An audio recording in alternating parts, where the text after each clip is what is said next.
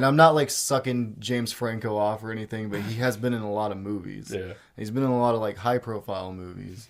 And like to get to that point, usually you either have to know a lot of people in the right place, or you have to be some sort of power person. Yeah, I think like I don't know, luck plays a lot into it. But you're right. Luck plays a lot into everything. Unfortunately, it's not fair, but it's true. That Baz Luhrmann thing you showed, where it's like your choices are half chance, and so are everyone else's. Yeah, it's a good lesson, man. The Baz Luhrmann thing. If you guys ever wanna, are we recording now? Are we started? It's been going. If you ever wanna look up, I mean, you can cut this out or whatever. But if you guys ever want to look up something that's gonna you listen to it once a day and it will change your life. It's Sunscreen song? Always wear sunscreen. Yeah. Type in "always wear sunscreen" Baz Luhrmann. It's like a commencement speech or something. Yeah, I don't know. Yeah, it was. Yeah. And but it's really inspirational. It's good. Like I actually changed my life when I listened to it every day for like a month straight. That's crazy. Yeah, and then I stopped. But I need to do it again. I remember we listened to that like back in 2012 or something like that. And I remember how awesome it was. And then I didn't hear it for years. And then like last year or something, I found it again. And I was surprised by now coming at it like almost a decade later, how timely that information still is and how good that advice still is. It's like always great. I want to make something like that. Just like dispensing my own stupid meandering advice that I picked up over my brief time on this planet. Oh, you mean a podcast? Some sort of podcast. Some sort of podcast. If only we had one of those. Right. Hi. I guess we'll start here then, because if we stuck to it, it would have been real lame. So we're gonna call it out. We didn't plan to do this, but this is the intro now. We've proven time and time again we're not good at setting up the podcast. We're not good. They should be used to the podcast at this point. My name's Forrest, and I'm Ben, and welcome to I'm Not Comfortable With This. The show where we're still not quite comfortable with anything. The show where you...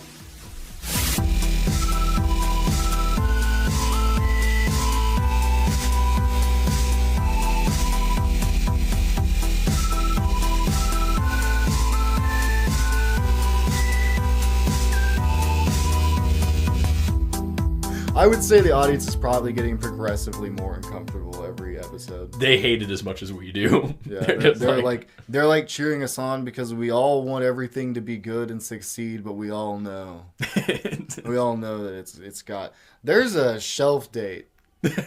There's like an expiration date on this. Oh shit. That's gonna fuck up the entire show. Yeah, it's gonna fuck up about 5 seconds. It's fine. I'm not gonna edit that part out. No, you shouldn't. Those are things. This is real life, y'all. That makes us human. Did you want to address a couple things real quick? Yeah. So we've been reading through the comments that we get because we always try to figure out what we could be doing better. One person asked us to put the episode names up, and I will absolutely do that. Ben and I are trying to decide right now whether we'll like shorten them from the stupid length that they are, or could put the whole in the thing title card. Exactly. But we'll make that happen. Abbreviate it. It's like letters, so they're like, I gotta look up episode TLF. It does say episode 1, 2, and 3. It's all in there, yeah. Number. You just got to remember the exact number and the exact letter stupid thing that we were saying. For the, it's like a code. But yeah, we'll figure that out. And then also, one person asked if we can put the video for make the whole thing with the video. We can't do that with the equipment that we have right now, but hopefully very soon we'll be able to afford some better equipment. Yeah.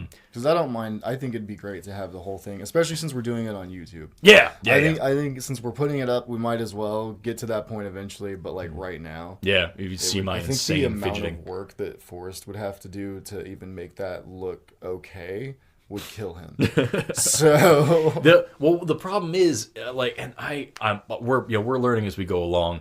But like it bring this just a little closer to you is all. Yeah, just where it's farther away than it usually is. Oh, yeah. How about that? That's probably fine. Just whatever. Learning as we go.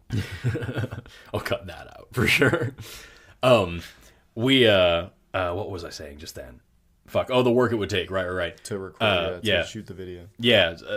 So we're learning as we go, and one thing that we didn't anticipate was that when you record something in, say, 24 frames per second, what that actually means is like 23.98 frames per second. And there's a little tiny bit of a difference there. And the audio isn't in frames. It's just what the audio is. And so when you put them together, because we're recording on these microphones, we're not just talking into the camera across the room. When you put them together in the editing software, after 45 seconds, everything starts to go out of sync. And so when I make a normal YouTube video, the clips are all cut up. There's like different little angles, and it zooms in and out. And every single time I change the frame, every single time the shot changes at all, there's a new snippet of audio that I then have to resync up and make sure it's perfect. But because of this audio sync drift issue, if we were to have a continuous long shot of the podcast, I would literally have to cut the audio and resync it every 30 seconds and make every single 30 seconds I'm realigning a new little snippet of audio.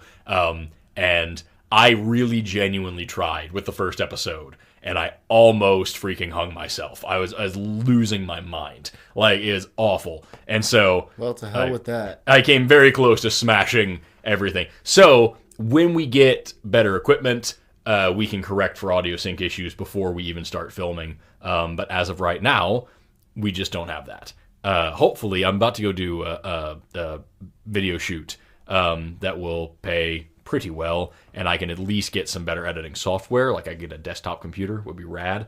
As far as a proper camera, that'll be a little bit further down the line. And then also, the other thing is... disseminating this podcast out into different streaming services like Spotify, Apple, whatever it is. These things that I'm not super familiar with because I am an old fucking man. Yeah, he's talking about Apple and Slacker, and there's another one. Yeah, and the Google. We have to get an RSS feed, and then we can set all that up. And that is something that we're also in the process of doing, but it's something that I'm having to learn how to do as I go. So hopefully, sometime this month we'll have that done. And then we'll be able to put this podcast out in several different ways. You want to have YouTube in your pocket, listening to our ramblings. Yeah. So we're coming along. Those are all the ones that I can think of off the top of my head. There were some other comments that I wanted to address, but I don't remember them right this second, and I can't look at them. But we'll come back next week or something like that and talk about other things. Yeah, we will have to come back next week and every week for the rest of our miserable lives. Which maybe it's got to end eventually. Eventually, we'll come up with a better concept for a podcast. I'm sure. I wonder what it'll be like on our last episode with this, and we'll just be like, oh well. We're kind of out of things to talk about, and we don't want to do this anymore. So goodbye, and we'll just cut it. Just cold cut. Goodbye. Just leave. Thanks for everything. Thanks for listening for all these years. But I'm 92, and I'm done with podcasting. Nobody even listens to it anymore. It's like there's 3 millennials. They're still kicking. Just listening to our podcast. It's all about holocasting now. But yeah, we're trying to improve. So thank you so much for coming along for the ride and for listening to us and for tuning in and asking questions and interacting and liking and commenting and subscribing and all the other cool stuff that you humans do here on the YouTubes and other platforms when this is timely and put out to other platforms. Further proof that Forrest is a reptilian who just referred to you as you humans. He's all like, I've heard you humans. Enjoy a good podcast. That's actually, weirdly enough, I didn't anticipate this, but that is actually a good transition into what we were going to talk about today. Because last week, we were talking about education and stuff. And conspiracies and all sorts of things. And we discussed with getting a higher education, not just learning what to think, not learning facts, but also learning how to think and learning how to think critically and how to fact check yourself and how to check a source. We talked about college classes that we think everybody should have to take no matter what they're doing. And you said something along the lines of, I wonder how we can bridge this gap with just the common folks, just the common everyday peoples Not everybody is college educated. Not everybody is going to pursue college education, and I would argue that not everybody even needs to pursue college education. I agree. As an educator, like I can say honestly, I still think you should definitely everybody. like it needs to be like out of like you pick a few things, and college needs to be in your top 3, right? For real. Like if you're young and you're looking at your future, going to college is not a bad idea. But it's not like... But it is an adult decision. Yeah, and that's the thing. Like, if you... Like, John Mulaney did an amazing bit about this. You know, they dragged me into a room when I was 17. Like, do the right thing, son. Sign here and you'll be an English major. I mean, like $120,000 of just, like... I just signed my life away right there. And so, like, yeah, it is a very big decision. And the honest truth is... It doesn't pay off the way that it used to. Like, my whole life has been centered around education. My parents and my grandparents always taught me, like, go get an education, you can get a better job, you can do whatever you want. The real truth is that now a semester tuition costs as much as a year's salary. You're going to be paying it off probably for the rest of your life. There aren't a lot of better jobs that care if you have an education anymore. People aren't leaving also. Yeah, unless you want... Because really, at the end of the day, the goal of getting a PhD is to become a college professor. That's the point of going to college, is to make more professors, to get people smart enough to teach other people shit. I want to be a professor someday. That would be radical. But that's awesome. That's honestly, like, unless you are going into a very, very, very specific field of work, like, getting that high of an education isn't always a benefit. The reason why I advocate for education, the reason why I like it, has nothing to do with jobs. I mean, I guess it kind of, you could stretch it, but, like, it's because the more you know, and especially the more difficult things you can go learn, the less and less and less people can compete with you. And when somebody needs a big problem solved, you're the only person that knows how to solve it. You are valuable. And also, not just valuable economically, you're valuable to humanity. When there are big problems, you know how to solve them. And we talked about, on the last one, gen eds and, like, you know, the things that everybody has to take. And I think that those should be expanded, because I think every functioning member of society needs to take Comp 1. You need to know how to fact check sources. You need to know how to write properly. You need to know how to communicate well. That's like rhetoric. There's a reason why rhetoric was taught in you know, ancient colleges for a long time, because it is what separated you and put you above the rest, that you could communicate clearly and speak intelligently.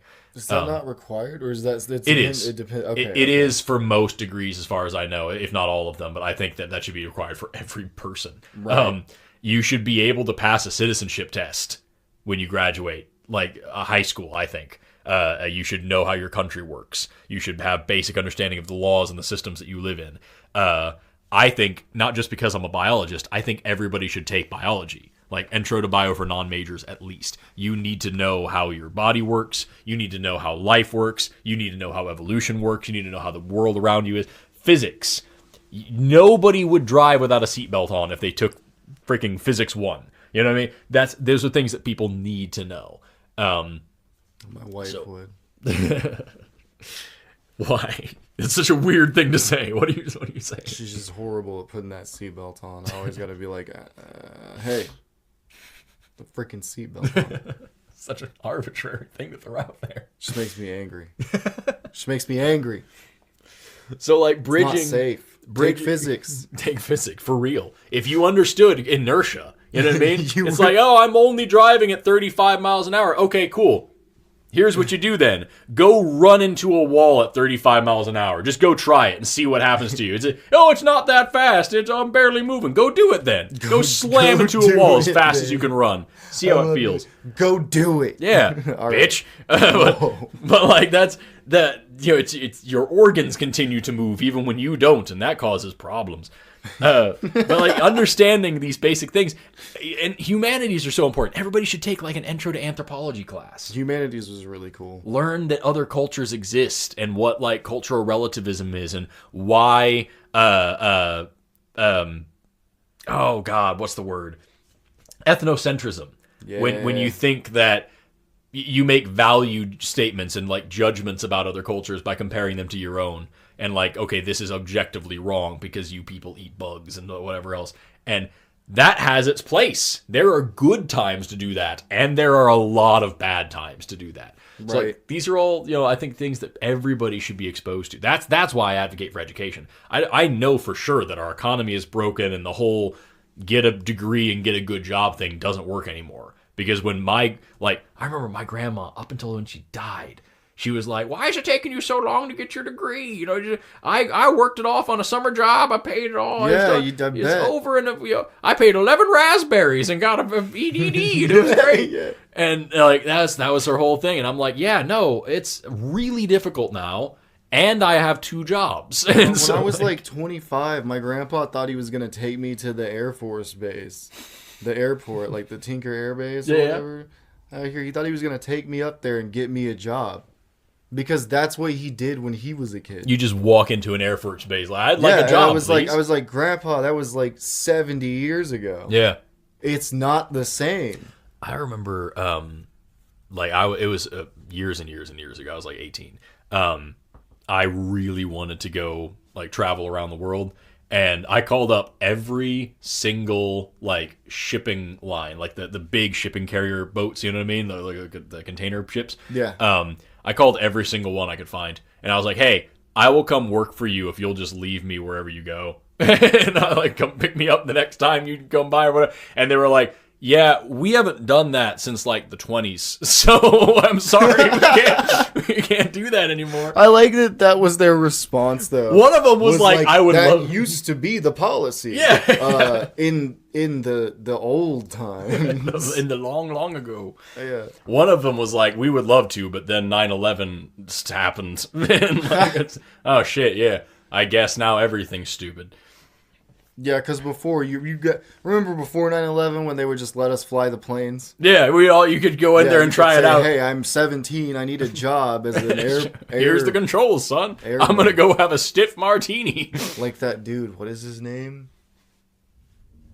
It's DiCaprio was in the movie. It's called Catch Me If You Can. Frank Abagnale. Yeah, Abagnale, dude. Like he just became a freaking airman. Like what? Just because he put the suit on and walked by, it's like, all right, cool. Nobody checked any credentials. That's real. That's a real person. If you don't know that story, you should. Frank Abagnale was the world's greatest con man. He was an airline pilot. He was a surgeon. He was everything. He was he was an FBI agent, and he wasn't actually any of these things. None of this. He just said he was, and people were like, okay. Yeah, and you'd be like, look at this paper, or look at the he forged so many checks because back then all you had to do was just know exactly what you were doing. Yeah. And he just figured it out. He was just brilliant. It's like the whole thing. If you're carrying a ladder, you can do anything you want. People will let you into any venue, backstage. What if you have a ladder? People will just, oh shit, go on. You're doing a thing. Yeah, that's terrifying. Yeah, if you have a high visibility jacket, it's even better. There's a million videos of that. But like Frank Abagnale. Sight. Yeah, absolutely. Frank Abagnale, I believe now actually works for the FBI as like a fraud. Well, I don't know if he does now, but he did. He did for a while. Yeah. When they finally caught him, they were like, all right, look. You're awfully good at this. Yeah. You want to do it for a living. How about you help us catch people trying to do what you did? Yeah. And he was like, oh, yeah, because they'll never get close to me. Exactly. But, like, that's the thing, man. I remember, like, that kind of transition. It's happened in our life. More and more and more people are wanting, like, evidence. They're wanting justification for what you say you are. And that's a good thing. I agree. I remember, getting away with when we were in high school. I got away with a lot of things for the Abagnale way. I just said that I could, and people believed me. And I did. I remember one time I was in this group called DECA. Yeah, I remember DECA. Yeah, it was an International Business and Marketing Students Association. That's way back. Because I did 2 years of business school, and I was in DECA, and we would travel to. I went to Kentucky and to Chicago and to Florida, and we would do these international competitions where my stuff was all in sales and marketing. Yeah. And so they would literally, my whole event, rather than making a business plan for 6 months or something, I would go in with nothing, and I would sit down at a table, and they would just put a piece of paper in front of me that's like, you represent this business. This is the problem they're having. You have 10 minutes to figure out the problem. Go. and I would just sit there and take a bunch of notes, and then they would put me in front of 2 judges who were like professional business peoples, and I would be like, all right, here's what you're going to do. And I would just talk to them for 10 minutes, and then I would leave, and I would be ranked on that. And I loved it, because I loved thinking on my feet and being weird. Yeah. And I at that time in my life, I thought that business was the way to go. If we did that today with like teaching and science, it would be so cool. That's how I won our mock trial in school. Was basically I didn't do anything until the day that they put me up there to do that. And I was one of the defendant's lawyers, and then I went up and made the final statement, and I won the case with our final statement. And I have to say, the final statement was nonsense garbage. Yeah, you just say words. Was nonsensical stuff, but it sounded really, really good. Yeah. And I think also like. The jury was rigged. Mm-hmm. I didn't rig it, but it was rigged. There were too many people on my jury that like knew me and liked me just enough to be like, oh, Ben makes a lot of sense. Mock trials. No, I didn't. Mock trials in high school teach more valuable lessons than just how to run a trial. They teach you about like the issues with jury tampering. I can tell you the justice system is flawed. I know it's a mock trial. But, I can show you exactly what the problem is. Anyway, I was at these business competitions, and like they had like these like state leaders for your like chapter or whatever, and we went this one time down to Oklahoma City. We're on a bus for like 2 hours driving down to Oklahoma City. It's like 6 a.m, and me and like 1,000 other kids from all over Oklahoma are just sitting there in this room waiting for the state chapter officers to show up and deliver some message or whatever. And they're like 30 minutes late. And I'm like pissed off. I'm like, I got out of bed and put on a suit for this. This is really lame. So I just walked up in front of the room and was like, hey, I'm Forrest, and I'm your state motivational officer person. We're going to talk about leadership today. And like I had a room full of kids up like doing weird like yoga poses and like acting like doing like the whole I'm a little teapot thing, and we're just like doing things. And then the real officers walked in, and I was in a lot of trouble. Nice. And like that shit. There was one time I was at the international competition. It was in Orlando, Florida, and it was I couldn't get a hold of you like all week. Yeah, because I was in Orlando. I kept calling him, talking about business, and There was nobody there from Oklahoma. There were like 4 other people there, and none of them wanted to do anything. They were all lame and just wanted to stay in their room. And so me and this dude, Gerald, got together, and we were like, there's a party across the road. Like, I see lights, I see people, and they're all wearing blazers, so we know they're with us. And so we went over there, and it was like the Minnesota chapter, and it was huge, huge, like 100 kids. And we walked in, and we're just like, yeah! Minnesota, all right. And they were like, hey, where are you from? And we're like, South Side. Like, okay, cool. And we just kind of got, and this one like lady who looked about our age came over, and she was like asking us a lot of prying questions. And finally we gave up, and we were like, hey, listen, man, we're just here from Oklahoma. We don't know what's going on. We're just bored as shit. Can we hang? And she was like, oh yeah, well, I won't say anything. It's cool. And so we all gather around, and we're all sitting, and they have the chairs in the room aligned like all backs against the wall. So it's this huge ballroom. All of us are facing each other. And they're like, and now we're going to bring up our state officers. And that lady gets up there. I'm like, fuck. That's funny. Shit, she knows. And she's like, hey, Minnesota. We're like, wow, Minnesota. And she's like, and Oklahoma. And nobody, is like, everyone's like, what? Like, no. And then we're just sitting there like, wow.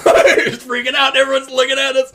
It was so weird. Oh, that's awesome. Just yeah, man. I forgot how we got on this, but you can get about, away with a lot of things. About Abagnale. I sent you on a fucking tangent because I brought up fucking Catch Me. You can do a lot of things if you just say you can do those things. Is the moral of the story. Which is scary, and use this power wisely. I guess it's also comforting in a way. Yeah. It really is though. If you just pretend like, if you just act, and it's so fucked up that it works so many times, but if you just act like you're supposed to, always treat everything you're doing like I'm supposed to be here. Mm-hmm. This is what I'm supposed to be doing. And people will naturally be inclined to believe you. Oh, yeah. Because why would you pretend to be legitimate? Yeah.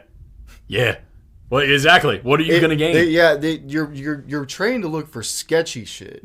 So if you see a guy who's like, I'm not sketchy at all. Just hanging out. Yeah. This is my job. And you're like, he's not sketchy. He's right. Yeah. he's right about that. Like, now me on the other hand, I think everyone is sketchy. Mm-hmm. But that's because my perception is skewed.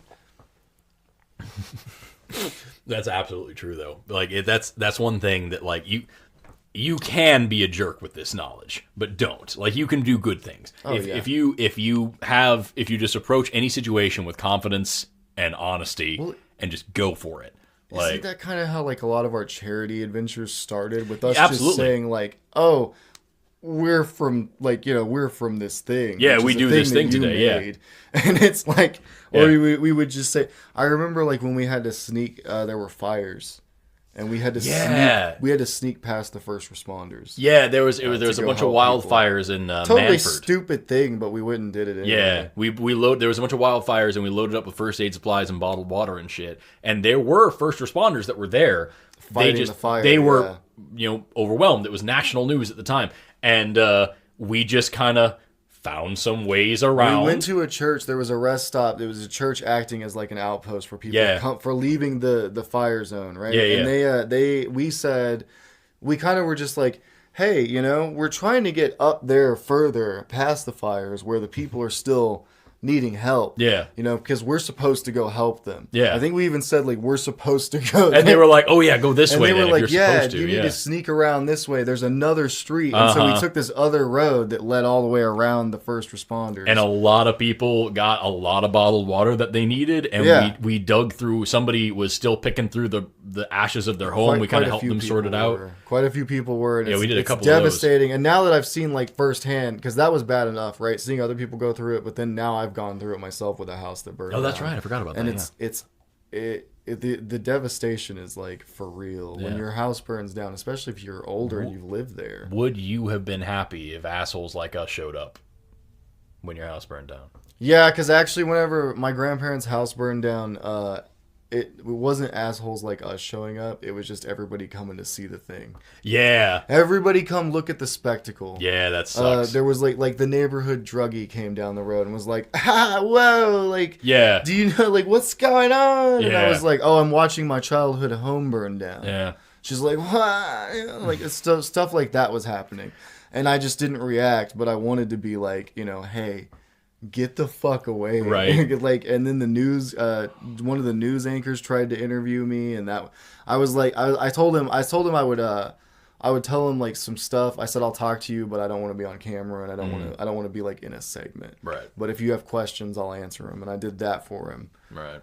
And then I had to stay there like it was like nighttime and the sun's coming up, and I'm watching the sun coming up, and then I went to work. So anybody who goes through that, like, my heart really goes out to you. Absolutely. For real. And it already did before, but now even, like, more so. And there also is another lesson here while we're talking about doing these things. Like, the important thing with this, because I don't want this message to be misconstrued and have people be like, I can do anything I want if I just say so, because it's kind of true, but you shouldn't take it that way. The truth is, like, a lot of the shit that we did, that we just went out and just decided we were going to do, we did get in trouble for some of it. We could have gotten in a lot more trouble for some of it. But the lesson is, number one, know your limits. Don't be like that idiot kid that went out to Africa and opened up a freaking clinic with no medical training because there just weren't enough doctors out there, and she ended up killing like 50 babies because she wasn't a freaking doctor and she just decided she has a clinic now. I forgot her name. That's like, sad. That shit happens a lot. She was like actually trying to help, but yeah. She was like, oh, we need more. She was a missionary, and she noticed that a lot of these people had babies they couldn't take care of, and so she opened up a nursery clinic, had no training, and people would bring sick kids to her, and instead of directing them to a doctor, she would just try her best, and these kids were dying. That shit happens because people bite off more than they can chew. Don't do that. Yeah, don't be a tourist. Don't go out trying to help people just so that you can be, take pictures and show how cool you are, and don't do that. But the main thing is, don't, and this is one of my favorite quotes, like, don't be afraid to get in good trouble. Like, a lot of the things that we did, we could have gotten in a lot of trouble, and we did get in some trouble, but like, it was good trouble. We were in trouble because we were doing what other people weren't going to do. I would say most of the time people were reprimanding us, though, and shaking their head and being like, I can't believe you guys are actually doing this stuff. Yeah. Like, I can't believe you guys are actually... Like, I can't believe you're risking things like this and you're getting like you're not really gonna get anything. Like right. Well, like, they expected us to be like on the take somehow. Yeah, we were like, that's what you have to do. That's we the thought whole that point. was what we needed to be doing, Yeah. so we just did it because Yeah. we fully believed in what we were doing. And there's a million, and I like that's the thing. We have a million and one stories like this of just like going out and just trying our best to change the world as late teen, early 20 somethings. Just doing something, and like Anything we could. absolutely, and like those dreams and aspirations haven't gone away. They've just changed form. We're doing different things now. It is insane though how effective. much more difficult it has become to be helpful. Yeah.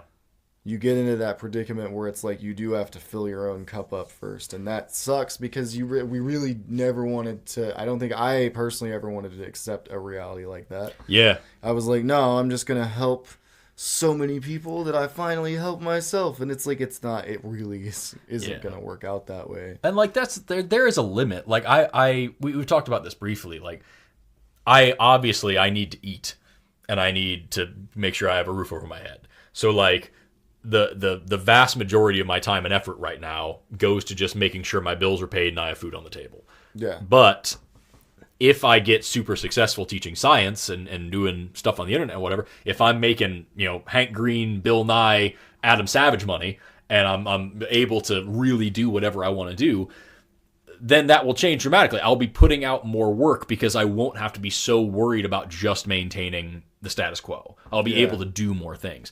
But no matter what, no matter how successful, I don't ever want to like just be a billionaire.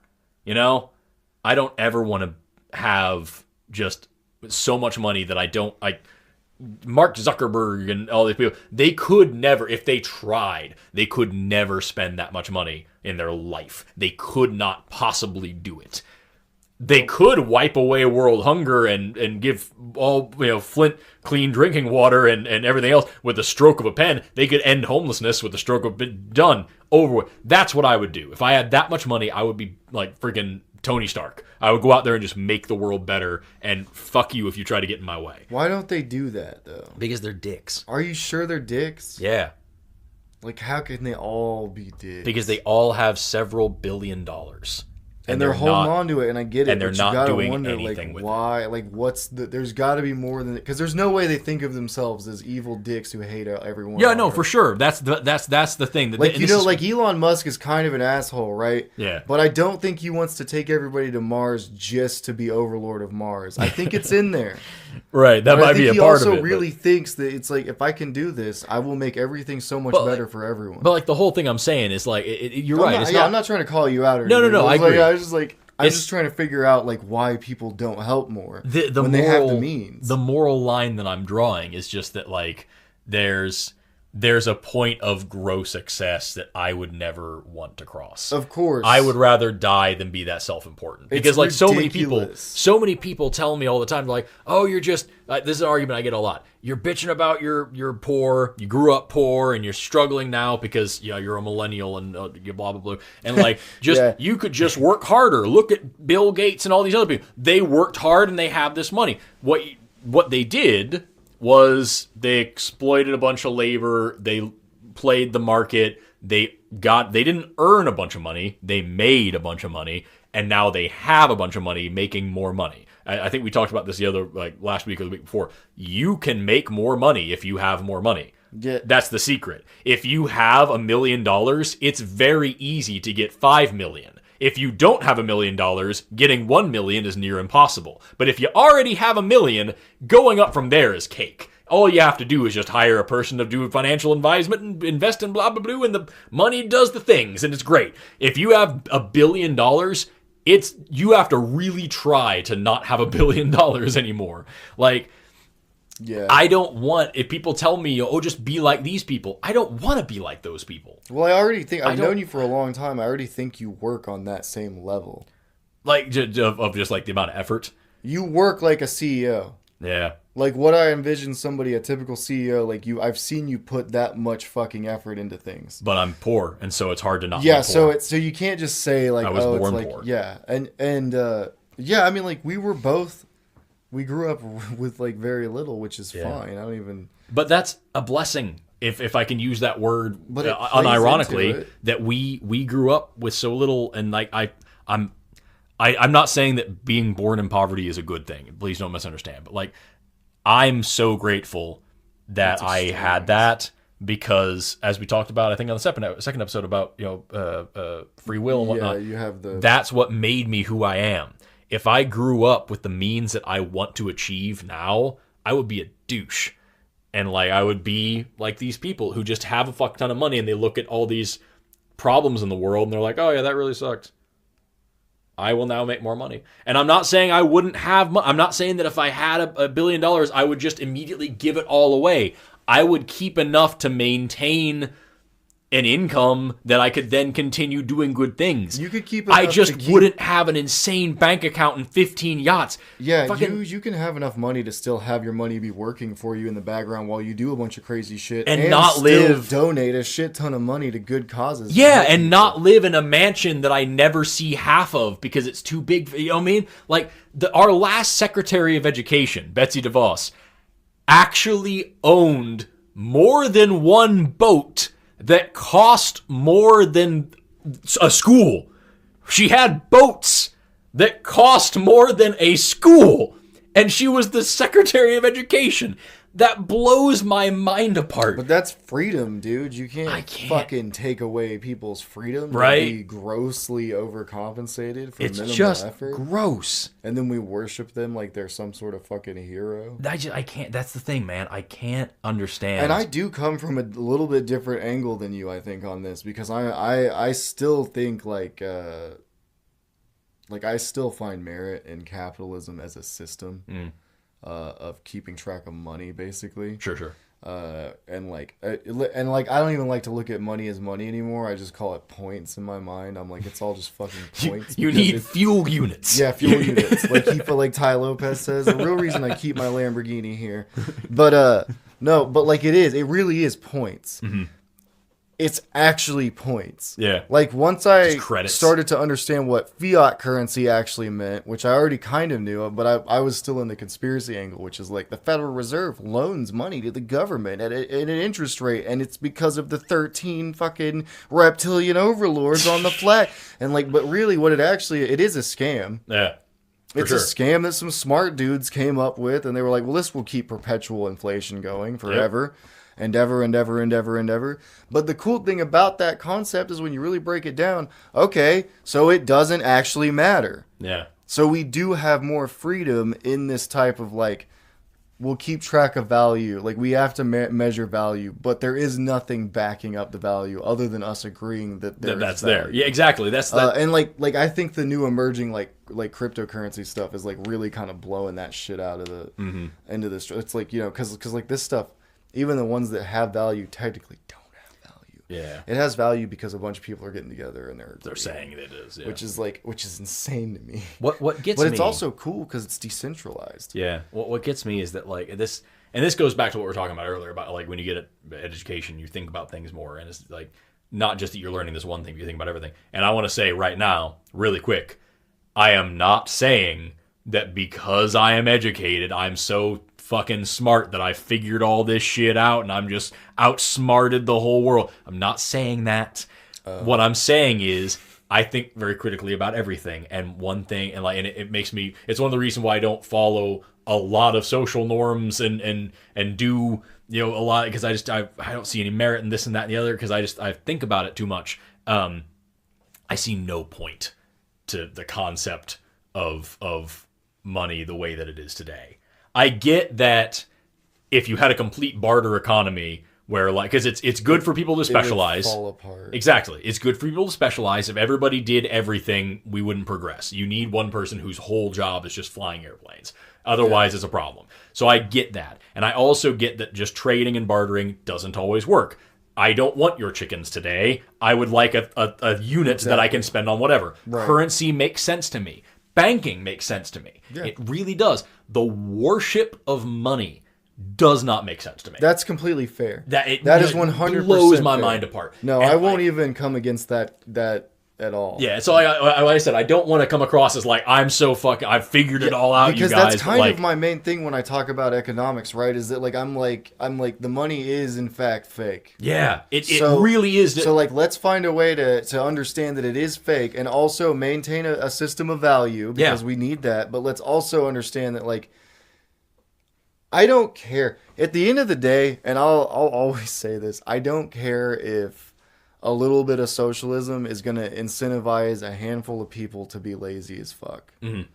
I'd rather them be okay, alive, they live their life, they have food, water, shelter, they die. Absolutely. I would rather risk people taking advantage of the system than risk kids going hungry. And I think some people like to push back on that and say like, well, you can't incentivize that type of behavior. And while I agree that you shouldn't incentivize that type of behavior, I don't really care if at the end of the day people are eating. Right. I would rather a lazy person's kids not grow up poor. That's why I think that's kind of what you just said, right? I remember that there was a thing back, it was either when we were in high school or right after, that the government was saying there was some senator or commissioner or whatever that was talking about like the free breakfast programs at public schools, and they were like, well, it's not making the boost in grades that we thought, so we're just not gonna. I don't care if it makes the grades worse. These kids need food. Make sure they have food. Yeah, that should be your top priority. I don't give a fuck what else the thing. Why is there some like give and take here? I personally have said multiple times I would be willing to pay more taxes if it was going to just provide all students with free lunch, and I don't care if the kids that have rich parents get free lunch. Hard agree. Absolutely. Fuck it. They should just all get it. Yeah. Absolutely. Because like they're children, they need food. How is that like the controversial issue? But that's what I'm saying. Like we have, like you said, our money is just worthless paper. It used to be backed by things, but even then, what the fuck is gold? Who cares? It's just a shiny rock. Who cares anymore? Like people who think cash is king, like I love y'all, but you don't understand how any of this works anymore. It's just numbers on a computer. Because you already know it's not backed by gold anymore, and then you try to say cash is king because when all this other stuff fails, we'll still have cash. You think if all the systems go down, we're all going to be walking around trading bits of fucking paper for shit? Are you serious? Yeah, you know what people are going to be trading? Flesh! Flesh and bullets. No, but like it'll go back to old times. It'll be bartering. And a lot of that will be done with murder. So I hope that doesn't happen. I personally want to see society and civilization as a whole keep advancing. I like this upward trajectory we've been on. I do think that getting rid of this it sounds counterintuitive to say, getting rid of this concept of this almighty dollar is like regression, but honestly, that's happening. I think it's progress. That's already happening. I think it's progress because we've seen time and time. That's already happening. Here's the most hippy dippy shit I'll say probably all day is that like we've seen time and time again that when you have little pockets of people who actually give a shit about each other, these problems aren't problems anymore. Humans can just act like families. You know what I mean? And like that's the thing. We as a species are really, really, really good at separating the in-group from the out-group. We're really, really good at saying, you're from a different family, you don't look like me, you don't talk like me, you don't believe like me, you don't whatever. Therefore, you're the bad guy. I'm not necessarily going to hurt you, but what's mine is mine and blah, blah, blah. But there has been a lot of studies that show that we're also really good at just changing those lines whenever the fuck we feel like it. Whenever we feel like, anytime. If there was this one study that was done where they put people in a brain scanner, and there's they're studying like amygdala function and insular cortex function, the parts of your brain that handle things like moral disgust, fear, anxiety, blah blah blah. The limbic system as a whole. Yeah. And they put these people in a scanner, and they just flashed images of different people in front of them, and everybody, when they saw someone of a different race, they had that other response. It's not like they're like angry and scared. They just have like the fear response of you're not me. Yeah. But then, interestingly, they put them all in like baseball caps, and if the person was wearing your favorite sports team on their hat, it didn't matter what race they were or what gender or anything. They had the hat. They're good. and anybody of your race or anybody else's race that has, Red Sox and you're a Yankees fan, fuck you. And you had the same amygdala response as if they were in the out group. We can change the group, whatever. And if you did this really have to do with like? Did they really use Red Sox and like Yankees I hats? don't actually. I think okay, because if they did, that. that's kind of like a flawed test. Because if you're bringing in people with Red Sox and Yankees hats, like those are some of the most hardcore like fans. Like if they're like, oh, this guy. Like, right. I'm not even gonna do the character, but like just like if they're gonna be pissed if they see somebody wearing the wrong team hat. I have no idea what the actual way parameters more hateful. Were. I haven't read this study in like a decade. Yeah, I don't know, of course I love this guy who looks different than me, but roots for the same baseball. Yeah, team. yeah. And like there's a whole bunch of other really important things in there. By the way, Boston. This just a little side note. Fun fact: everybody, including this is in Americans, everybody, including black people, had a fear response to seeing other black people because of the way that we demonize black people in our society. And it's the same study. It was the same study as when they would put, oh shit, I'm slapping the shit out of my microphone today. I'm so sorry, guys.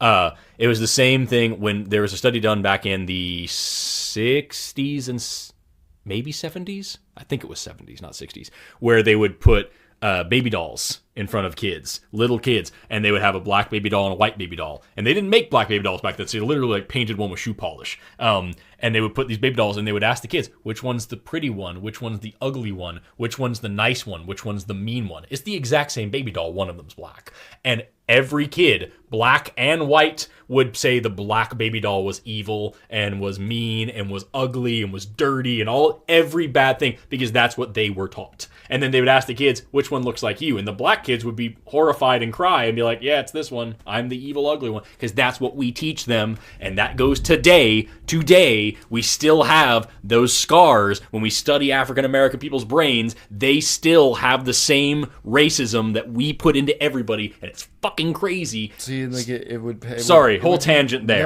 No, people really, you should have some empathy when you hear something like that, because it's unbelievable the way we teach it is people. A real thing. Yeah. It's like if Jane Elliott said it, and I think we've said this before. If you went to public school in America and you were, especially if you're white and you don't have some sort of racial bias ingrained in you, you're a miracle. And that's not to say you're a racist person. You've been taught racism. Forrest and I both have this in us, just like any other person. Exactly. Everybody. So, yeah. Everybody has been taught this in America, and you have to unlearn it. And your experiences you have to work on it. Can end up reinforcing it negatively too. And you can say that's like, if you stay in those heuristics, yeah. If you work with the heuristics that you're taught, the mental framework that you're given, you will absolutely perpetuate that shit. Because you're only gonna remember you meet a cool black guy and you won't remember that dude, and you meet it like a black dude who's being like kind of an asshole in public or something. And you're like, aha, you see now. You're gonna file that away. Or you meet more evidence. You meet one cool black person and now you think that you're like the woke awesome because you have a black friend, you know what I mean? Yeah, no. I was listening to I like, and at the risk of sounding stupid, like I have black friends, and I'm pretty sure that there's stuff that they think about me that they probably wouldn't tell me because they don't want to hurt my feelings. There was and that's kind of a bummer. There was a political, because I don't want to be like, I would rather know if I'm ever doing or saying something that's bothering them. I would rather them just tell me. But I think they monitor themselves, and it's like, one of my first. Don't do that. Don't do that for your white friends, because if they're really your friends, they want to know. Tell us where we're fucking up, because for sure we are. One of my first mentors in science, he was a PhD virologist with the Army Corps of Engineers, and he taught me a bunch of stuff. And he was this real skinny black guy, and he had on his desk a little cartoon, a little drawing of 3 scientists working in a lab, 2 white ones and 1 black one.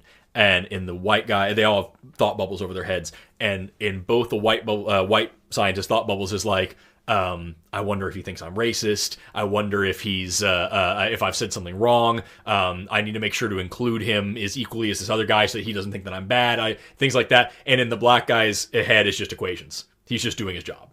He's not here trying to impress the white people. And these guys are so stressed out over it. And like, I thought that was such a beautiful, poignant,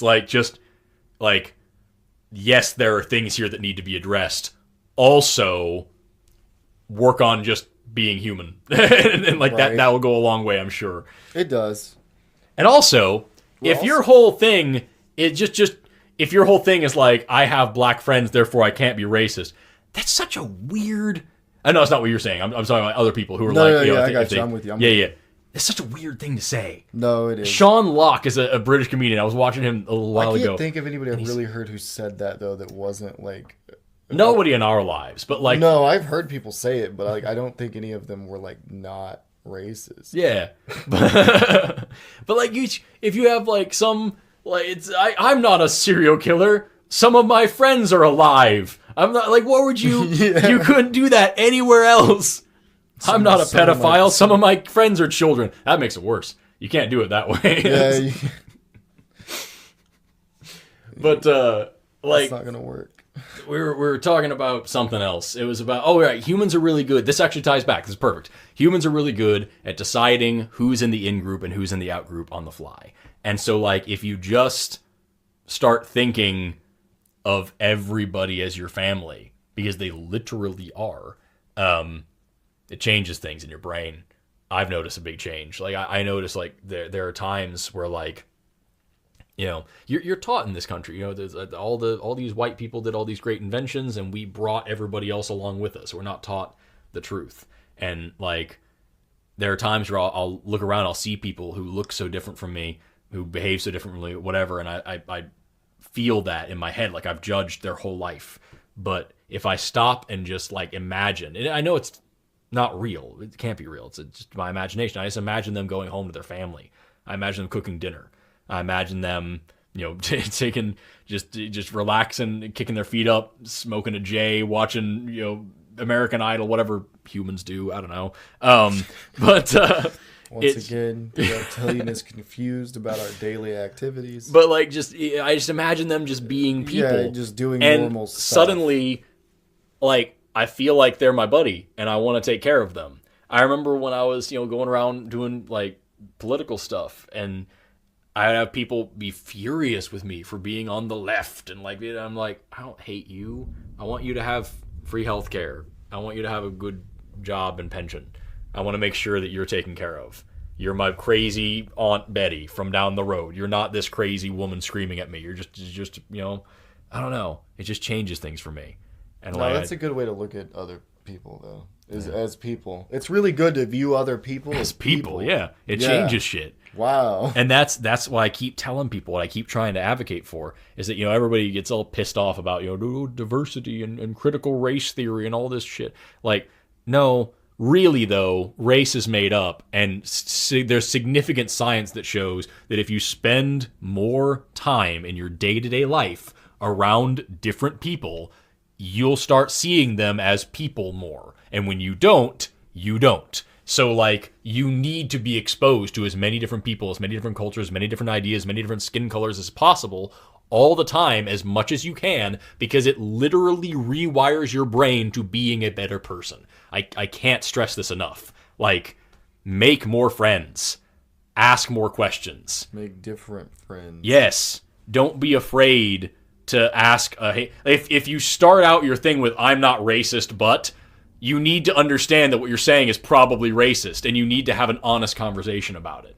You don't need to try to broach the issue all carefully and dance around. Just like, hey, here's what I was taught.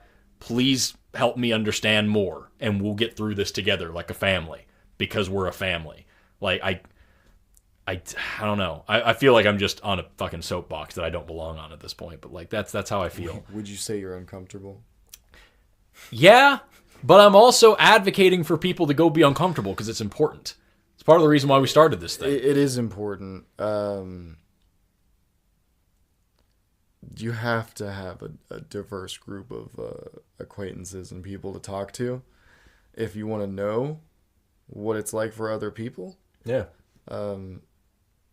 I mean, like, it's fun. It's crazy too. The more friends you have, the more fun things you're gonna learn about. Yeah. So and I don't want to say friends. Really, you should limit the amount of like friends you have, but the amount of people you know, and like you find out if they're good people or not, and then you have friends. You know, eventually they can become your friends. But like, just talking with other people, and sharing experiences, getting to know their lives, and doing the little thing. Like, you'll learn so many cool things.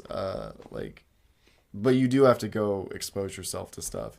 Because like that's the thing is that it is scary. Yeah, it's very scary. You're putting yourself out there. Like, it's not like it's gonna there's there's zero anxiety involved.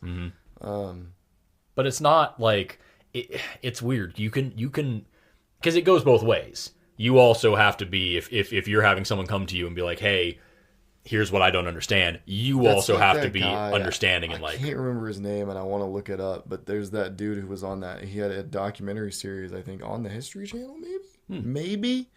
But he's a black guy and he goes to like fucking Klan rallies. I know who you're talking about. Yeah.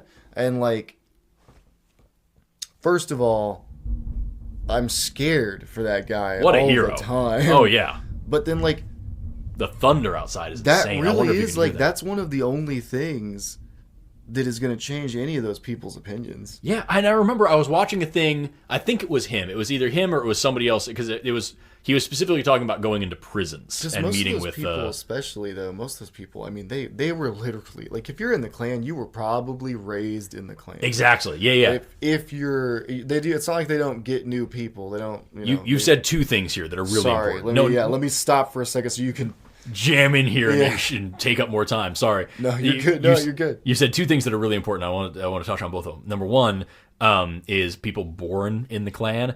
I can't tell you how many times I've seen, especially like I'm loving TikTok because like you're such diversity so fast.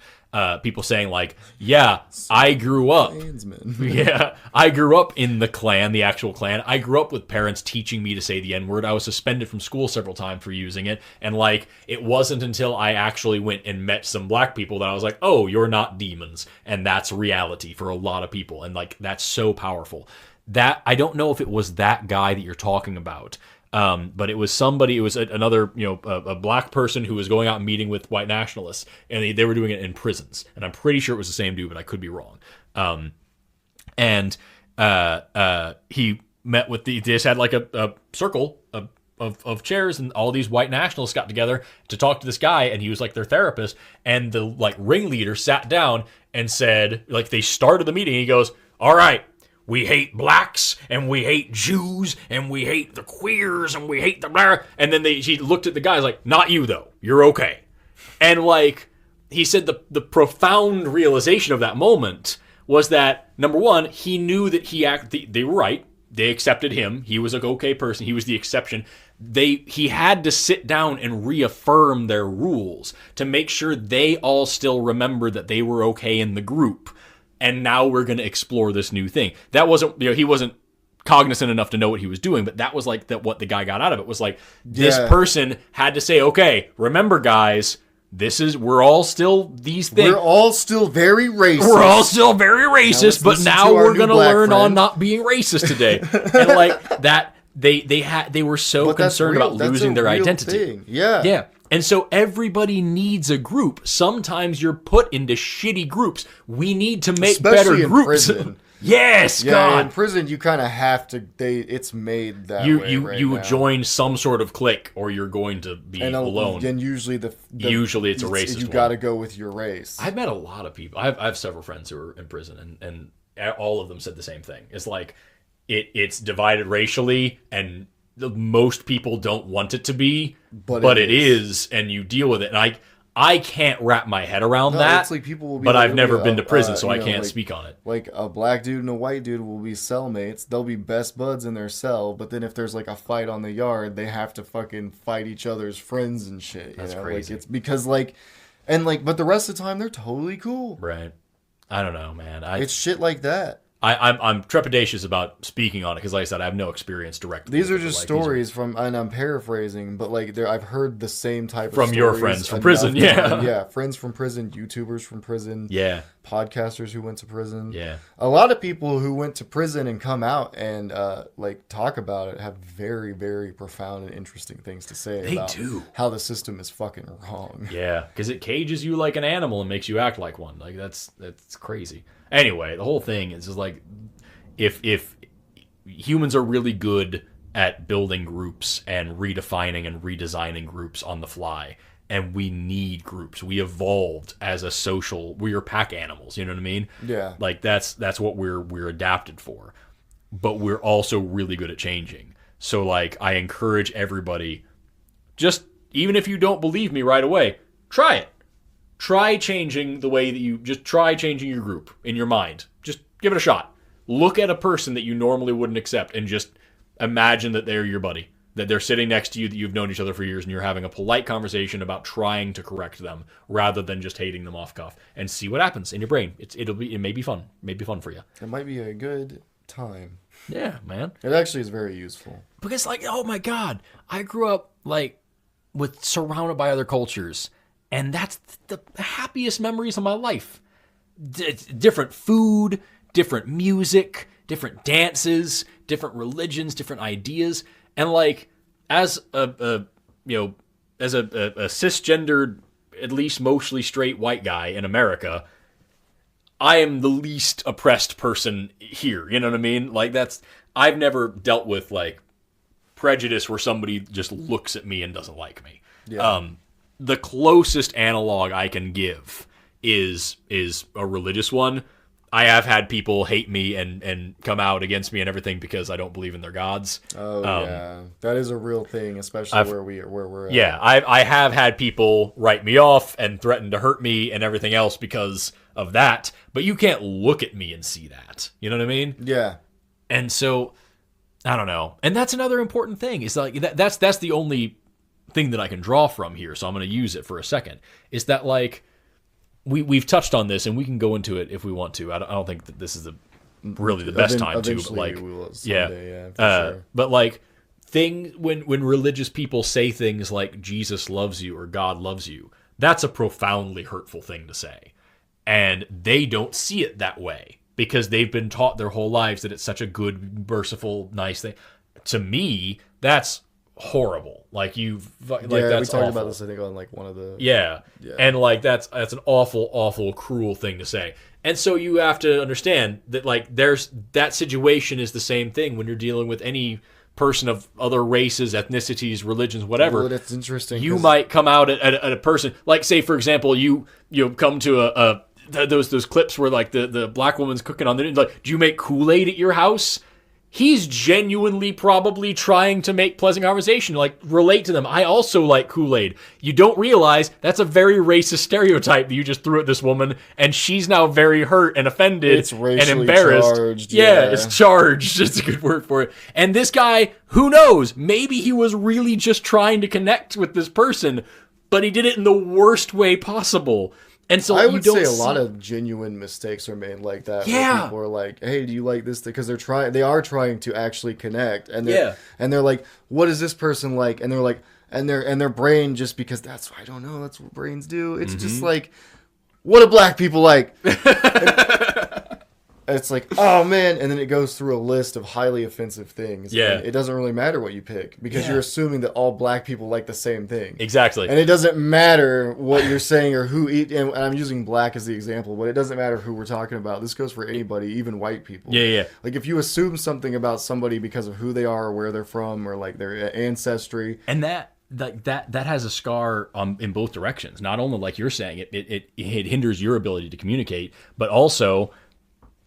What? Go ahead. Okay, you're making a face. Yeah. I have a black friend named Titus, and he's told me about people. Right. Always throwing these names. Sorry, out. I have this buddy named Titus who happens to be black, and he was telling me about how when he was growing up, he would make sure he would avoid like grape and orange sodas. He wouldn't drink them on purpose because he didn't want to be grouped into like his white friend's presuppositions of what a black person is. And he's like, God damn it, I just want to drink orange soda and I can't because people will judge me. No, orange soda's delicious. It's delicious. It shouldn't be a judgment thing. Like I like orange soda because I also grew up in the 90s and watched Nickelodeon. That's why a lot of us liked orange soda when we were kids. It was because of fucking... Have you seen those trends where it's like, what if like people of color talk to white people the way white people talk to people of color? I've seen a lot of videos where it flips things. Yeah, it's like, my great grandmother was a full blood white princess, so I know your people. What the fuck does that mean? That's like whenever somebody finds out that I'm half Syrian and then they try to be like, oh, well, so you know about the Middle East. And I'm like, no, because I'm also 100% bastard. So I know what I learned myself. Yeah. You know? But like, yeah, you can't just assume things about people. But also assuming is part, I don't know, maybe that's part of the skill set of bridging a gap, right? Yeah. You ask questions too. But you do have to kind of get a hunch about someone to like try to communicate with them at first, like especially if it's one of those awkward first meeting encounters, like where you're just like in a room with somebody and you're like, I want to get this person to understand that I'm interested in having a conversation, but I don't know what to say, and that you know, some people are really good at striking up conversation. Some people are horrible at it, and I think that's where you get into those racist conundrums. You just get so awkward and confused. Yeah, and you're not trying to be, but you are because your brain is fumbling. Yeah. And then I think a lot of people also might just be like they're blissfully unaware of their own biases and racism. Yeah. Which is fair because I thought for a long time that I was like, I don't have any biases, but I'm also very critical of myself and my own thinking, so it didn't take me very long at all to be like, oh, hang on a second. This actually doesn't make any sense. Yeah, so like I probably do have biases. You know, it's funny. I was thinking about this earlier on. We've talked about this at length about like how especially liberals tend to like overcorrect on things. And like we'll go too far in the other direction of trying to not be offensive to where we're actually kind of patronizing. And like I was thinking about that. There was a show that was on when we were in high school. You probably remember. It was called Drawn Together. It was on Comedy Central. Oh my God, that show was fucked. Yeah, it was a. For those of you who haven't seen it, which has gone for a long time, don't watch it. It was hilarious, but I think now if I went back and watched it, I'd be like, I'm not really into this anymore. It was an MTV reality show style thing where it was cartoon characters living together in the same house from all different genres of cartoons, and there was all the cameras everywhere, and they all were incompatible personalities. But each one of them was some archetype of some sort of culture or trope.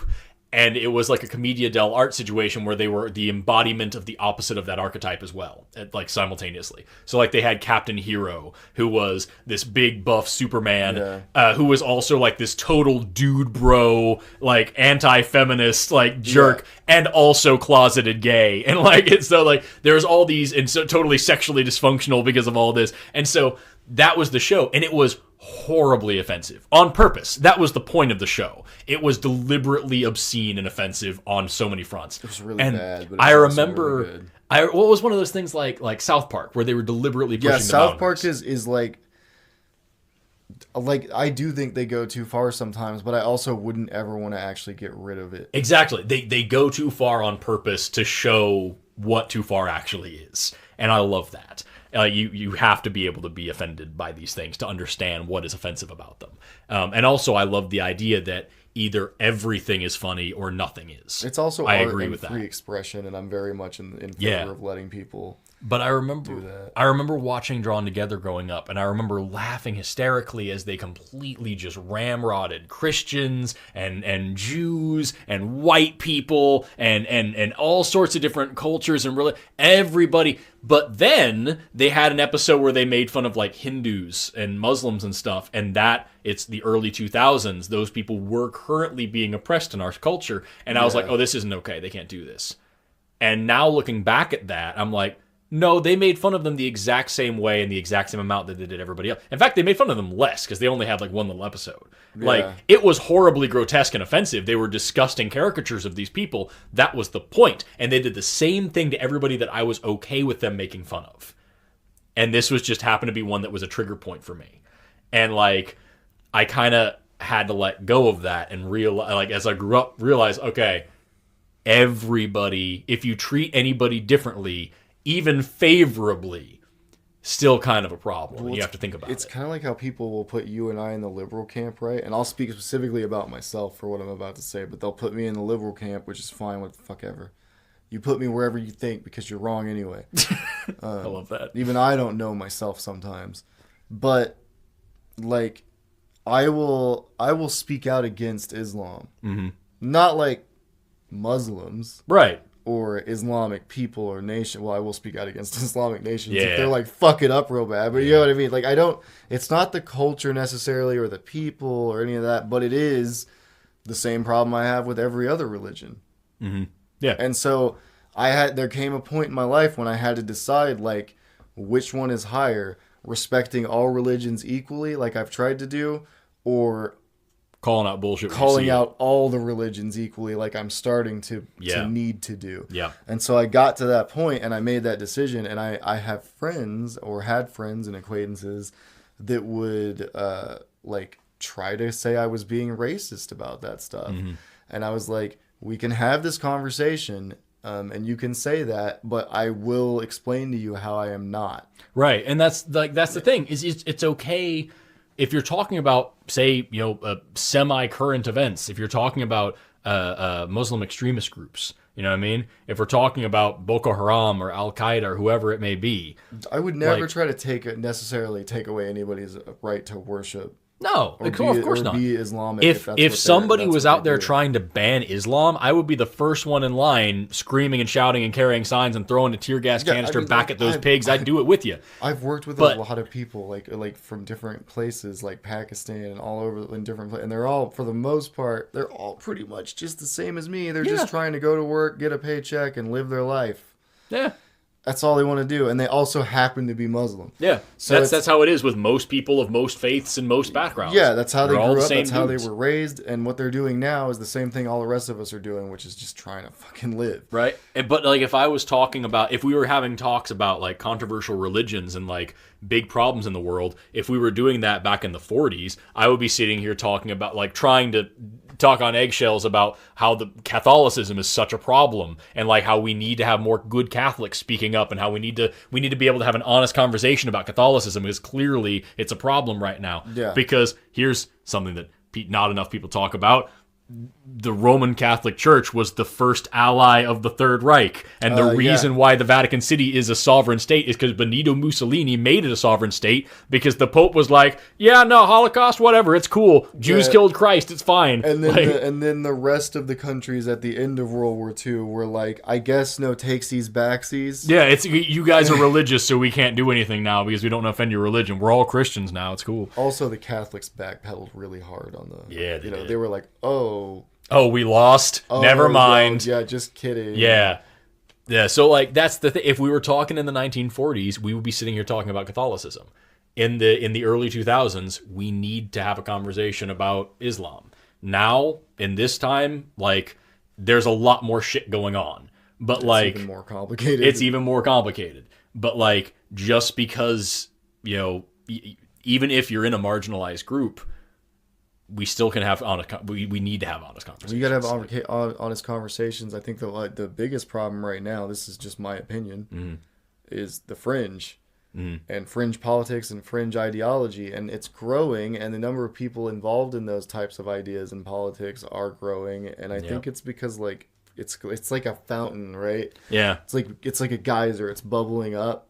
So we have these problems like poverty and fucking like educational problems, systemic failures all across the board. Everything is just not where it needs to be, pretty much, no matter who's in fucking office. Yeah. It all sucks. So things are getting worse and worse and worse for normal, regular people. And as that happens, you get more and more people pushed out to the fringe. Yeah. And you get more people who are so desperate and disillusioned that they're willing to accept the idea that the reptilian government is fucking keeping us all on ice so they can just eat us like cattle in the year 2057 on January 14th at 3:55 a.m. But like the whole thing is just so everybody knows when it's going to happen. Dates and times are important. But if we get even a single prediction right, we become like gods. Exactly. We'll be like that's why I'm always talking about the water wars of 2047. There will be water wars. There will be armed conflict. Armed conflict will happen over water as a resource in the year 2047. And now if it does happen... I'm fucking Nostradamus. Of dumb shit on the internet. But like water wars. One of the biggest things is that like these you're talking about people being pushed out to the fringe, people being made into extremists, and people being pushed to these ideas. One of the biggest frustrations that I have with it is that we try to solve that problem in the stupidest ways possible. So, like, for example, we've talked about Islam, right?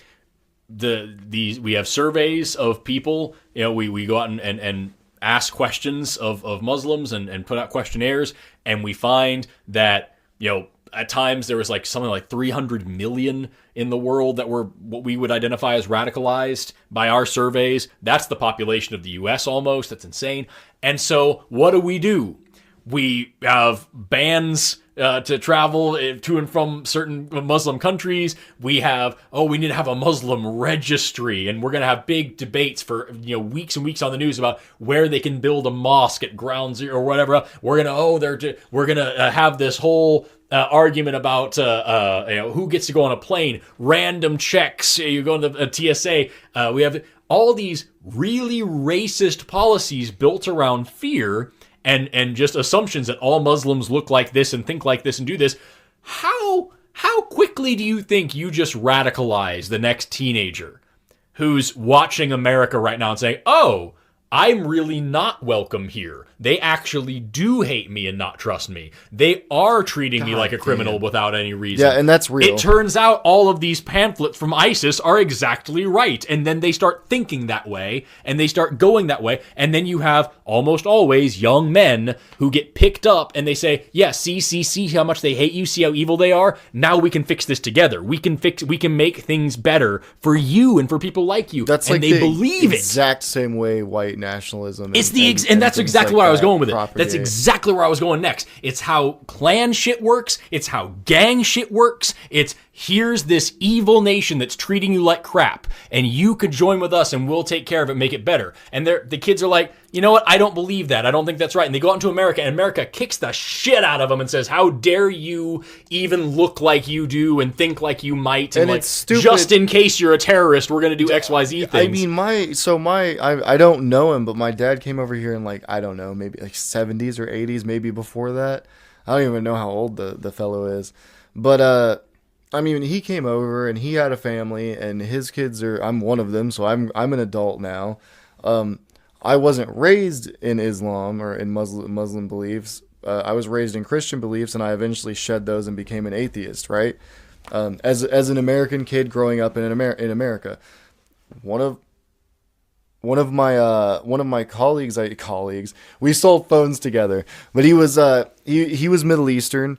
Actually, I think he's multi-ethnic. His father, I think, was Middle Eastern from somewhere, and his mother was Hispanic. And I don't remember exactly where from, but he's a great kid. But anyway, he's an atheist now as an adult. Mm-hmm. A lot of people grow up and become completely different from the parents who immigrated to this country. I don't know if you've heard of this thing, where you are going to be more like the culture you were born into. I wonder if there's a word for that. So maybe. I mean, I feel like you would know it. But people, like, even if you look at like the older generations that have come here as like a little bit other, like, you can't say like the whole fucking every generation after that is going to be exactly the same. That doesn't even make sense, and that's not how it's ever worked in this country. Mm. Ever. Yeah. So, like, what are you even fucking getting at? Yeah. When you're like, oh, we can't let them come live here. Mm-hmm. Because letting other people come live here and see that it can be a better place for everyone is probably one of the best ways to fucking change anything anywhere else. Yeah, seriously. Because they're going to write back to their family and tell their family, like, hey, it's not perfect. Yeah. There's racist people. It's a hell of a lot better than what we got. Yeah. Yeah. Or, like, there's things here that we should be doing there. Yeah. Like, stuff like it's like that. I mean, like, I know lots of people who have come here from other places and they say, like, I miss home, but America is a great place. Yeah. Like, I miss my home. I wish I could find a way to make my home peaceful. Mm-hmm. I wish America would quit fucking with my home. Yeah. I wish the people there would quit fucking with my home. Yeah. Like, it's so much more complicated than like, oh, it's the people are wrong. It's like, no, they have groups there just like anywhere else taking advantage of the youth, taking advantage of the poverty, the situation.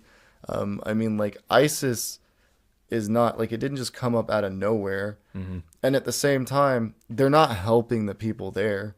Mm. They weren't making it better for the people in Syria. Right. Not the normal people. maybe the extremists who are already kind of leaning to extremism think it's a little bit better. But most people in Syria, I mean, if you look at the pictures of Syria, even under Assad, before everything happened, before the Civil War, it was a beautiful fucking place. Mm-hmm. And then the Civil War happens, and then ISIS happens, and then the American and Russian bombing runs happen, and all this stuff. And now you look at it, and it's a place that once you could look at a picture of it, of a little town square, and it looks like a city anywhere else in fucking Europe, America, anywhere. There's just people who are maybe a little bit darker, but they're walking around, they're doing the same thing you do anywhere else. Mm-hmm. And then you see a bombed out fucking catastrophe. Just a hellscape. Yeah. Just a fucking hellscape nightmare. And there's people like, when you see footage of children in these war zones and shit, I don't know how you can look at those kids and be like, sucks for them. Shouldn't have been a terrorist. Like, and that's like the nicest thing you can say, or like you go to the extreme, like you just said, and and you're like, well, they were just gonna grow up to be terrorists, and it's like, well, they're sure as fuck gonna want to be terrorists now. Yeah, they just watch their fucking mom and dad blow up. Yeah, there's stories of people like from soldiers. God, I wish I could name the video. I wish I could rattle things off so people confirm what I say, but it's a thing I watched. This guy was in the military, and he told his story about how they were clearing a building in Operation Iraqi Freedom or something. They were trying to clear a building, and something happened, and the door wasn't open. There was something. They couldn't get in the building, and nobody was opening the door. Shit happened. Somebody told them something about there's a guy in there, all this shit. There's a dude. They think a dude's shooting at him. He gave the order to go ahead and launch a fucking rocket into the building to blow it open so they could go inside and storm it. And then when he gets in there, he sees the bodies. He sees the mom crying. He sees all the shit, and he's just staring at her. And she's like, she immediately started forgiving him. Wow. Like, and she's crying over her fucking dead children. I think her husband was dead too. And he was like, so that's the thing that fucking I'll never forget. Yeah. Is that I gave that order. And like he said, he fucking broke down in that moment and cried with the woman whose family he just gave the order to fucking, yeah. And like cried with her. Yeah. So I mean, like, the human experience is very fucking complicated. And even that, like, that's what sucks the most about that is that there is no one clean cut angle of that. No, we can agree. That's a horrible story. We can all agree that's exactly. We can all agree that that's fucked up and awful and shouldn't have happened. We can all say, and if you can't agree with that, fuck you. But like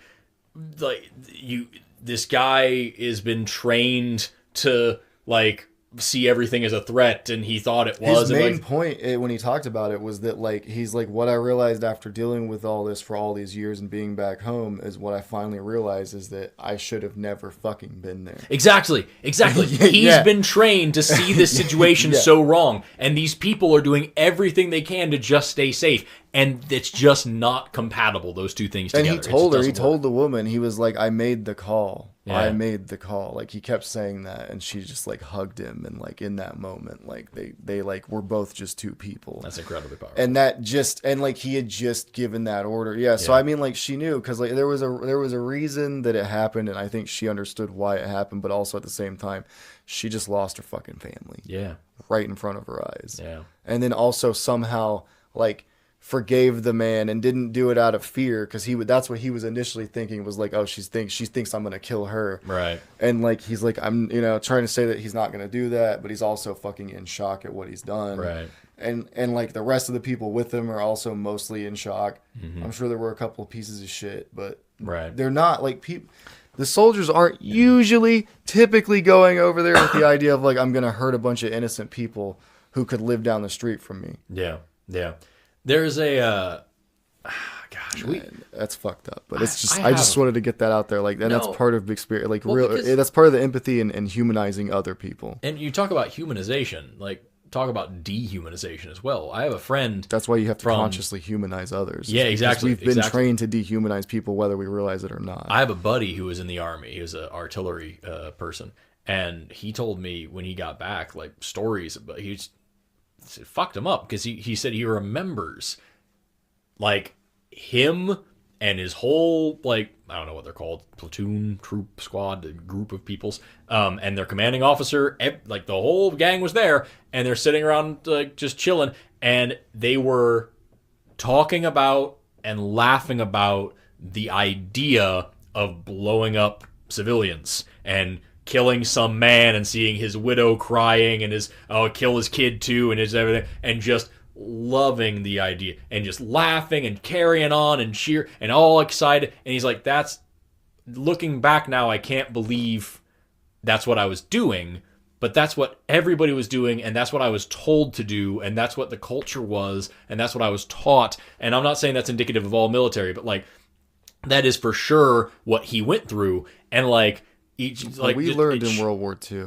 Yeah. We dehumanize more now in the training because we learned in World War II and especially in World War I, because that was the advent of like guns and shit. We're really machine guns and gas and everything. Yeah, people are dying on horseback and using sabers while we're fucking throwing mustard. It was World War I is horrific. Again, Dan Carlin. But like so that progression. A lot of people during World War I and II, especially because you're talking about, like, it's a lot of European nations mostly fighting each other. They all look very similar. Yeah. They all had lunch together potentially at one point. Especially in Europe, people traveled to different countries all over. There were people people would be in France when the war broke out, and they'd get a letter that said they had to go home to get ready to come back to France to fight French. Yeah. To fight the French. It's shit like that. So, like, it was very complicated. So a lot of people didn't want to pull the trigger a lot of the time, and it's still very natural. Most humans do not want to look another human in the whites of their eyes and shoot them dead. Mm-hmm. Most humans, even trained soldiers, don't really want to do that. Right. We're not wired for it. You can say everything you want about humans are violent animals, but we are not wired to want to kill each other unless we absolutely have to do it. Right. For various reasons. Yeah. So that does, and after World War II, they really hit the ground running on it. That's why you have like the scenes, like the fucking, what is it, Full Metal Jacket? Mm-hmm. Am I thinking of the right? That's the movie about them. They're being trained before they go to Vietnam, right? I believe so. Yeah. What makes the grass grow? Mm-hmm. Things like that. Blood, like that type of shit. That really took off in like the Korean War and the Vietnam conflict, and those preceding conflicts after World War I and II. Because it's hard to kill a human, but it's easy to kill a cockroach. It's easy to kill one of those, an insurgent. It's easy to kill them. Yeah. It's technically supposed to be there to protect the person that's doing the killing from feeling guilt about it. Problem with that is that once they come home, they have nothing but time to think about what they actually did. Yeah, but the government's already got their use out of them after that point. They're going to self-analyze, right. There's no consequence. Who cares? They've already served out their purpose. That's the sick, nasty. Yeah, the tool is done. Yeah, put that's it in the shed sick reality of it. Yeah. It's funny. There's actually, so speaking specifically about dehumanization and things like this, there is a concept, linguistic relativism, I believe, is what it is. It's just the basics of it is that words have meaning. That actually, like, words have a value that changes the way you perceive the world. Because at the end of the day, words don't have meanings. Words have usages. The dictionary is just telling you how the word is used right now. If I say pumpkin hard enough at a guy enough, it will become a racial slur and we can't say pumpkin anymore. That's true. Is this like a thing you're trying to do now? What? The pumpkin thing. Is this like, did I fall into another one of your No. I'm just giving an example. 38. The word pumpkin has become outlawed. The resistance is small, but Forrest's pumpkin-hating regime must be toppled. But you got to do it for Mercury. Fuck Mercury. But like the idea is that Can words never let you get into space. Oh my god. Y'all think Musk is bad. The way we use words has a value, and it changes the way you perceive the world. And so that's something you see, like when you look at like pick a genocide, Rwanda or whoever, or pick a genocide, or the What's Holocaust. The one going on right now? Right. It's the Uyghurs. Yeah. It's not.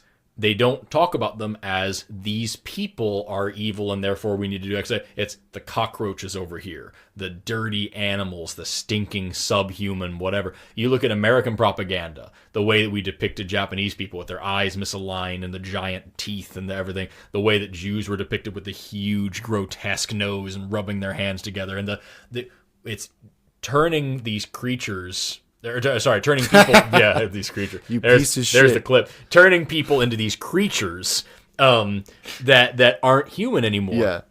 And it happens in language as well.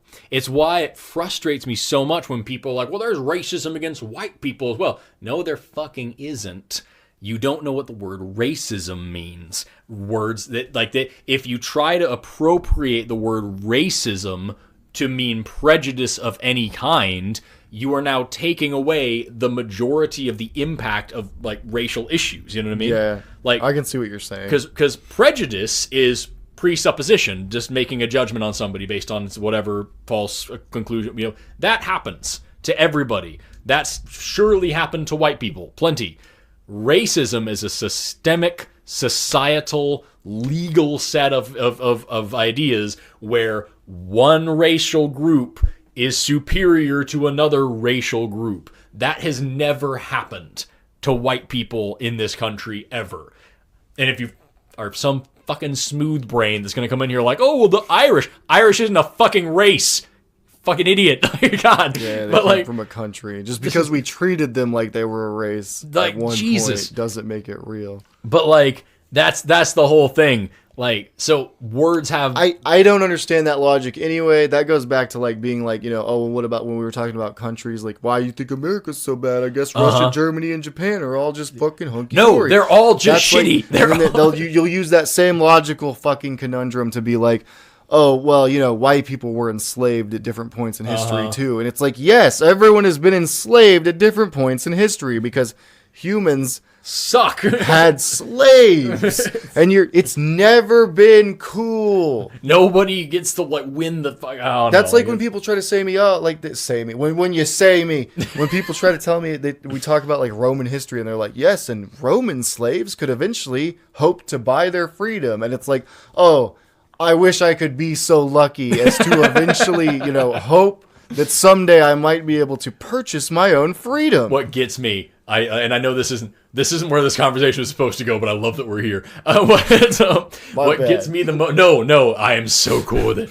What gets me the most is when people say shit like, well, slavery was different back then. That one, I want to stab somebody. But the worst one is, oh, well, yeah, they were slaves, but they had they had a house and they got fed and they got, like a dog. Yeah. Like it did. Yeah, we treated like them about as good as cattle. Jesus Christ. Interesting.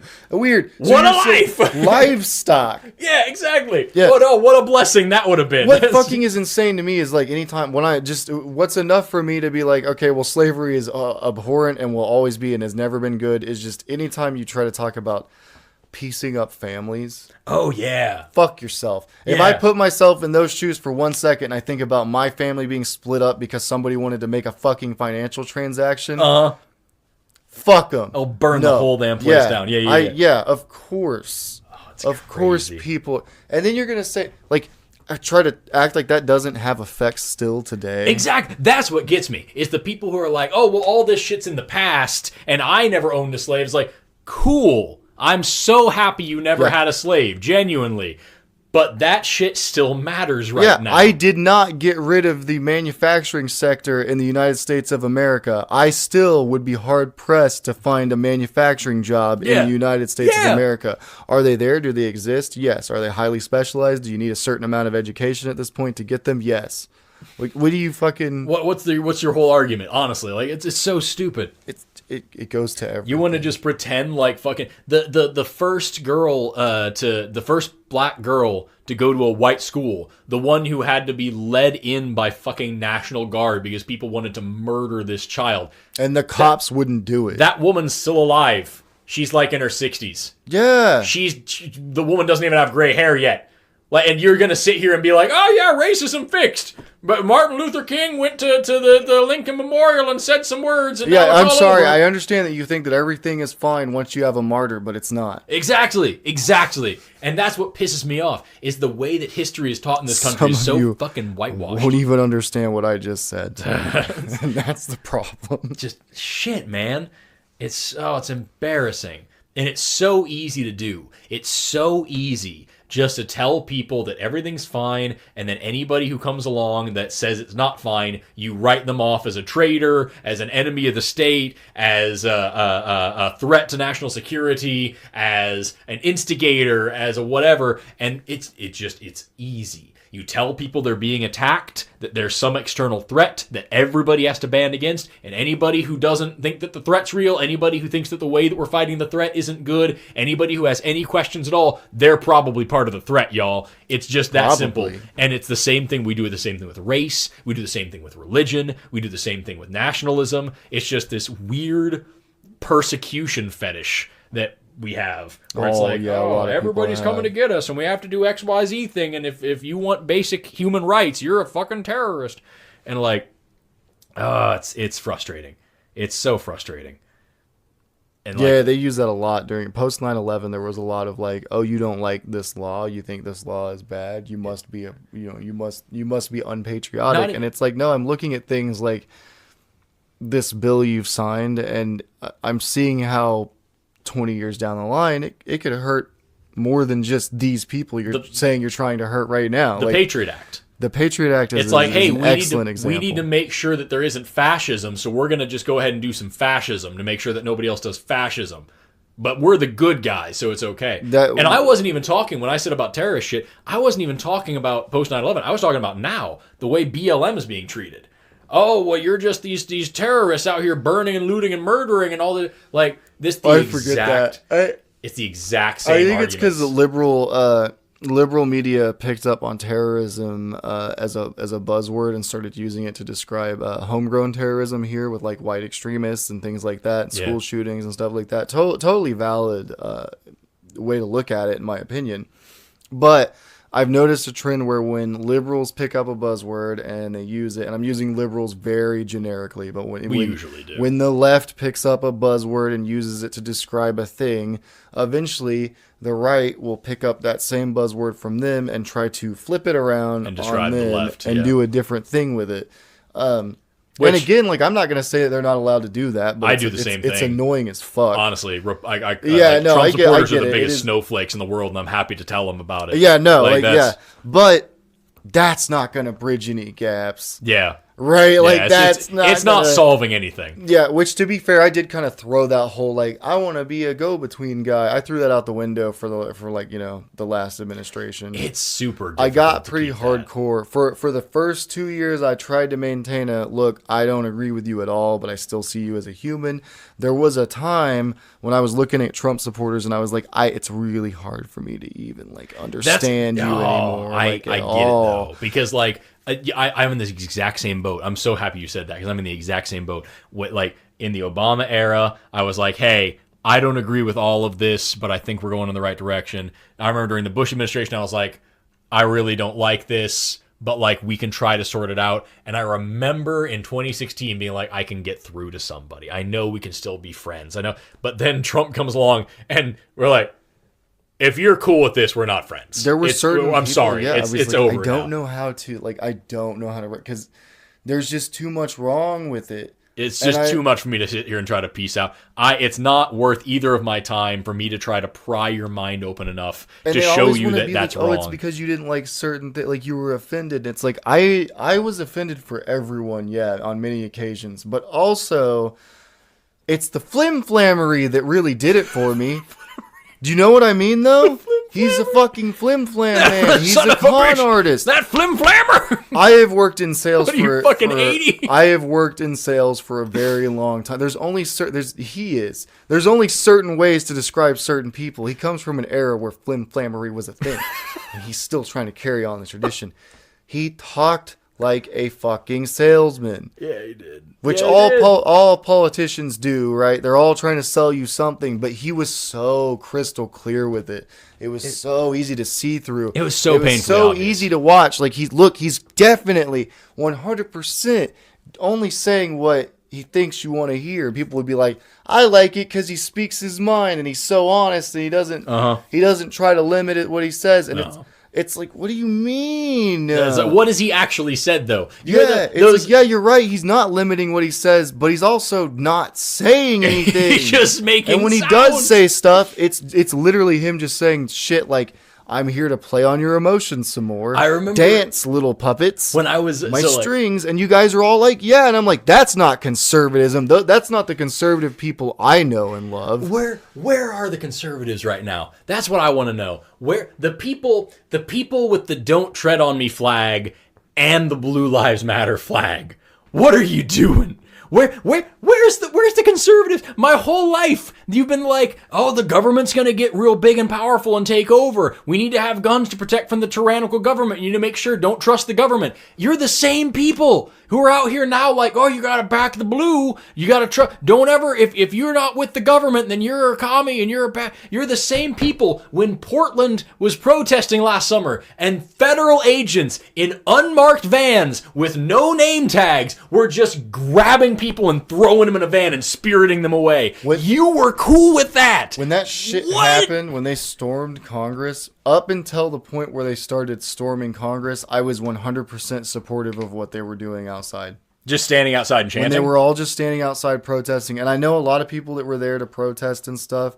It stopped the steal, whatever. I don't agree with you. I think you're idiots. But you have the right to protest. But what you were doing was fine. The majority of you stuck with it and were fine. A lot of people left when the crazy shit started happening and said they didn't support that. And I appreciate you being vocal about that. The problem is those fuckers still went and did that shit. That's my thing. Those are the people you were with, and you want to distance yourself from that. You need to understand why it's hard for people to separate you two. Exactly. Because like and I understand, because I would never support Democrats doing that. Exactly, and it flips around. I get it. It's hard for me, not being a fucking in the Trump cult, for you to separate me from whatever, AOC or Bernie Sanders or whatever. Biden, yeah, exactly. Just because I might disagree with them, but like that's the thing. We're not in a cult, so we're cool with saying, hey, I like this politician. I don't like these things that they do. I've even talked to a guy. Just in passing at work, who was talking about it. He said, hey, I don't know how we got into politics. You usually try not to do that at work, but he was like, hey, look, he said, he's like, he said, I supported Trump, and when he was in office, he was like, and now Biden, he's like, Biden's in office. He said, I didn't vote for Biden, but just like I did when Trump was president, Biden's the president now. Mm-hmm. I don't think he stole the election. I think he won it fair and square. And he said, so, like, I support him as the president. Yeah. And I was like, I don't know anything else about you, but it is refreshing to hear somebody echo that opinion for a change instead of fucking... I'm still mad that you voted for the dude. I am still very upset that you did that twice. After all this. Or the second time, yeah. But I like that you're not, you're not screaming at me about Biden and how he's going to ruin the country. You're the first time... Because I did that when Trump got elected. Yeah. I didn't I freaked out a little bit, but I also said he did win the election. Mm-hmm. Yeah. Yeah. It's like if you voted for him the first time, I have a big issue with you. But I can hear your argument that I need something different. We need somebody from the outside. We need something to... I'll hear you out. I have a big issue with the fact that you let so much shit slide. Yeah, there's obviously a disconnect. Huge problems, but at least I can talk to you about that point. Yeah. If you voted for him twice, fuck you. Yeah, what the hell, fuck you. Are you kidding me?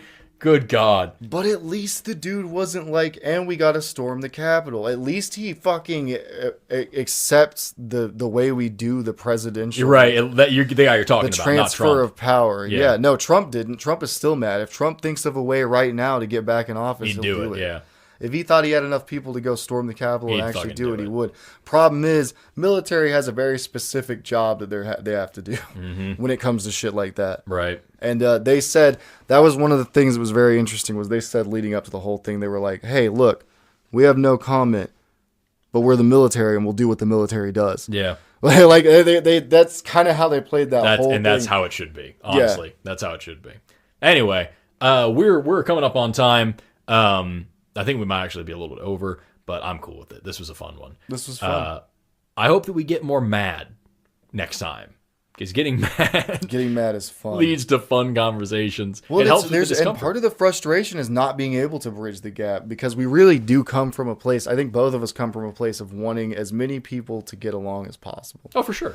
And even if that means they're not, not everyone is going to be the same. They're not going to live the same. They're not going to worship the same or have the same faith. They're not going to believe the same things. You got to find a way to live together in harmony. Now, of course, I get a little testy with religion because you're holding us back, man. A lot. All of you. Yeah. All of you religions are kind of holding us back. Religions.